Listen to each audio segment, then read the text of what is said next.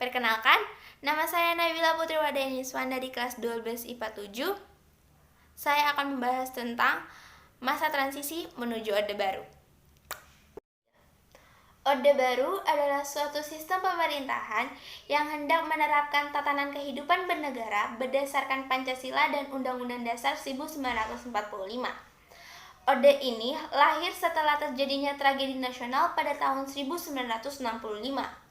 Mengapa Orde Baru dapat bertahan selama 32 tahun?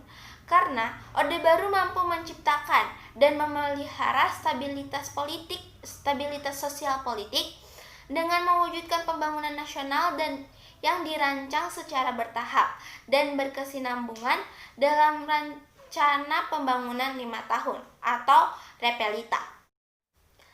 Masa transisi Orde Baru itu terdapat 3 tahap. Tahap yang pertama adalah aksi titurah, tahap yang kedua adalah super semar, dan tahap yang ketiga adalah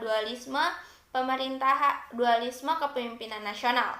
Aksi titurah ini terjadi pada saat naiknya Letnan Jenderal Soeharto ke kursi kepresidenan yang tidak lepas dari peristiwa G30 SPKI.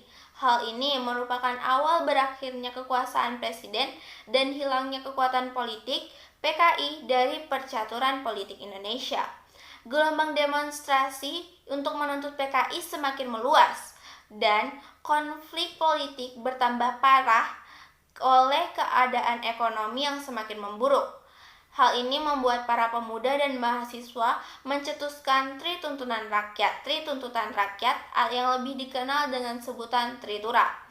Pada 12 Januari 1966 dipelopori oleh KAMI dan KAPI, kesatuan-kesatuan aksi yang tergabung dalam Front Pancasila, mendatangi DPR GR mengajukan 3 buah tuntutan, yaitu yang pertama, pembubaran PKI, yang kedua, pembersihan kabinet dari unsur-unsur G30 SPKI, dan yang ketiga, penurunan harga atau perbaikan ekonomi.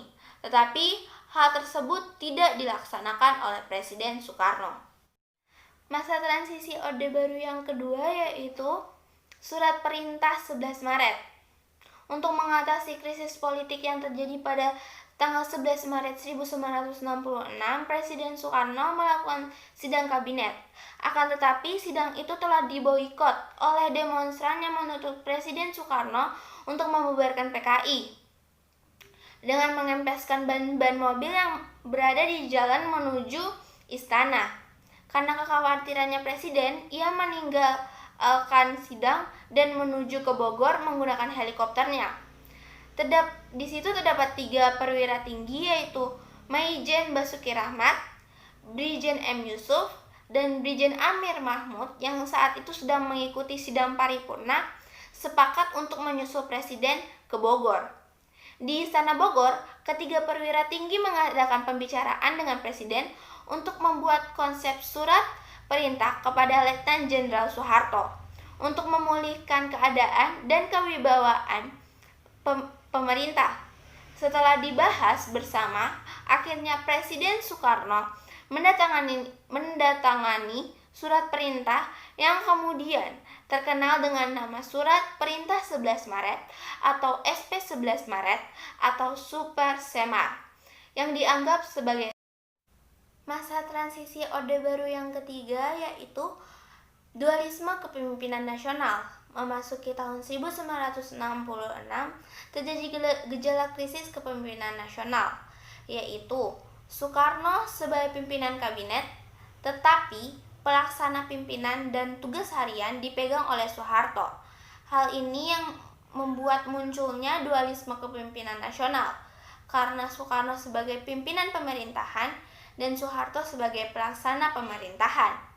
Untuk mengakhiri dualisme kepemimpinan nasional, karena dualisme kepemimpinan nasional itu menjadi sumber konflik politik yang tidak kunjung berhenti.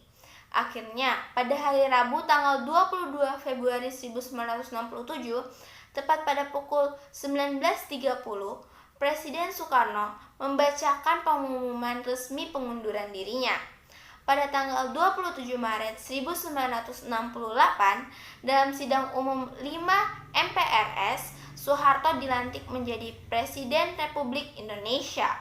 Pengukuhan tersebut menandakan berakhirnya dualisme kepemimpinan nasional dan dimulainya pemerintahan Orde Baru. Semua materi yang dijelaskan tadi adalah masa transisi menuju Orde Baru. Maaf jika ada salah kata.